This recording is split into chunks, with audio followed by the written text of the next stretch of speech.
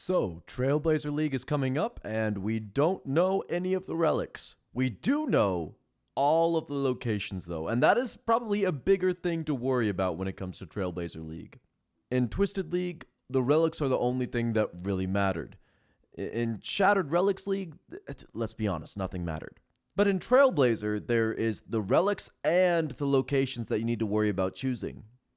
So while we're sitting here getting this juicy mining experience, let's go through the different location options and do some risk-benefit analysis.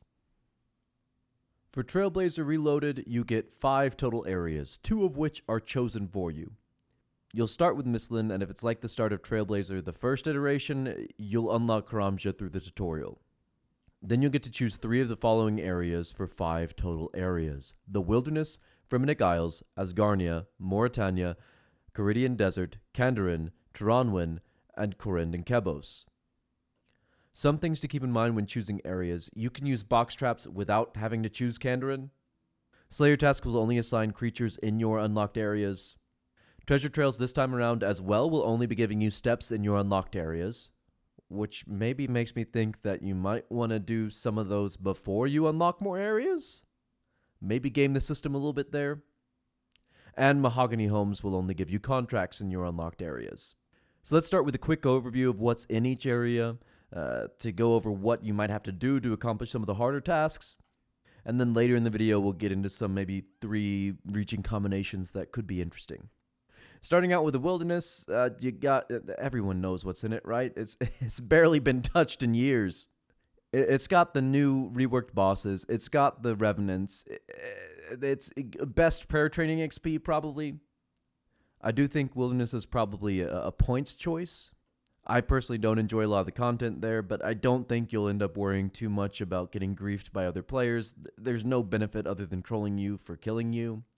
Which in past leagues, like, I experienced some of it, but it's not as bad as even the regular world Wilderness, which is already dead.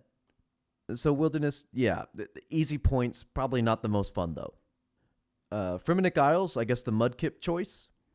Again, I feel like this is another easy points region to choose just because of the lack of the variety of content. You're not going to have the most fun there, I don't think, but you're going to have a lot more easy access to points by just repeating the same content over and over again. Asgardia has a lot. I mean, just in terms of like the quests available there, that delicious, easy smithing experience that comes with Asgardia. But it's probably going to involve a lot of, the skilling, sitting here mining forever. But just, the unlocks Kerberos and all those fun things. You got the little skeletal wyverns down in the spooky ice cave. Yeah, it's a great choice. Oh, and, just God Wars dungeon. That's no big deal, right? Corind Desert, what is there to say? Spend a lot of time grinding in Corind Desert. You're going to get the Squirk Juice, Mage Training Arena, the smithing outfit, kill a whole lot of the Bug Queen. Sure, there's some fun new stuff in there, but there's just way too much grinding in there, to be honest. Mauritania probably has some of the most fun content to do with all the overpowered relics and stuff, but keep in mind, it's probably also the most difficult to get all the points out of Mauritania. You've got Theater of Blood, Barrows. You're going to have to get all of those pieces. You already know that. You get the Gargoyle bosses, which they get old so quick. But hey, you get a Slayer mask. Go Mauritania. Tcandin, just the biggest chunk of land. You got so much content there, so many quests.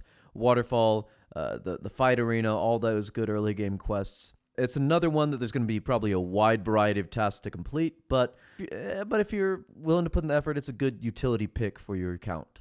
Tronwin, I think, is a good pick if you're just not willing to put in the time that Mauritania is going to take. It's got some, fun stuff. The little spooky elf cave, both red and blue versions. The big money snake. And now that I'm thinking about it, just what are the tasks going to even be there? That might be a good points region to choose, depending on how grindy they're going to make it. You're going to want to check the task list on that before choosing. And then lastly, Corind Keos. I'm willing to bet that while I'm sure they are balancing out the tasks to give somewhat even points, Corind Keos probably ekes out the slight edge in having the most points in the area just because of how big it is. And they're probably going to have a hard time narrowing down the list of Twisted League tasks because I'm assuming they're going to use that as a reference point for what their tasks are going to be in this league. But Raids 1, Winter Toad, the Slayer dungeon, the Forthos dungeon, Lots of good stuff there to have. But down the same vein of it having probably the most tasks and most points, it probably also takes the most time to get all of those points.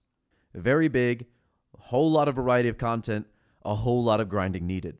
And if you're like me, you might just be super excited to get the Zaya favor for like the 20,000th time. So now that we've run down all the unlockable areas, let's give some combinations that might work for different playstyles. First up, we got what I like to call the beta build, aka definitely what I'm picking. Does your PVM knowledge end at 2008 content? Fantastic, this is going to be great for you. First combo is just all of the utility areas, Asgardia, Tcandin, and Corind Keos.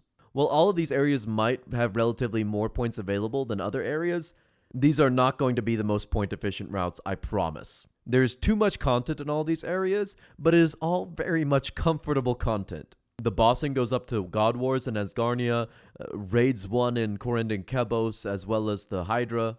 It's just not super difficult content to complete. I say with 1 Bandos KC and 0 raid completions.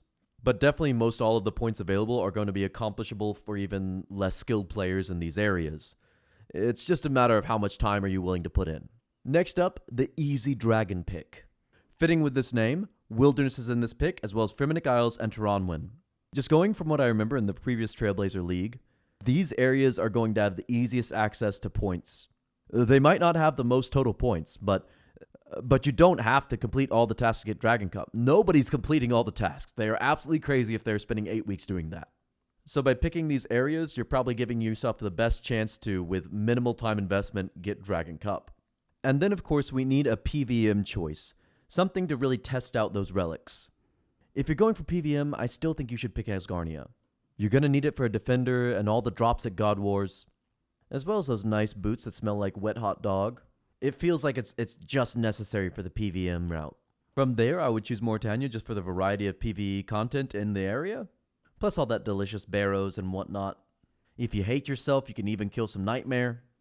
And with those 2 locations, I think you have access to enough gear that you can use your third pick as just a flex to choose whatever area you want that has access to your favorite PvE content that you can just go ham on with some crazy relics. But yeah, those are my thoughts on what areas to pick. Leave what areas you're picking in the comments down below, and make sure to subscribe so that you can hang out while we just get way too hyped for Goblin League 2.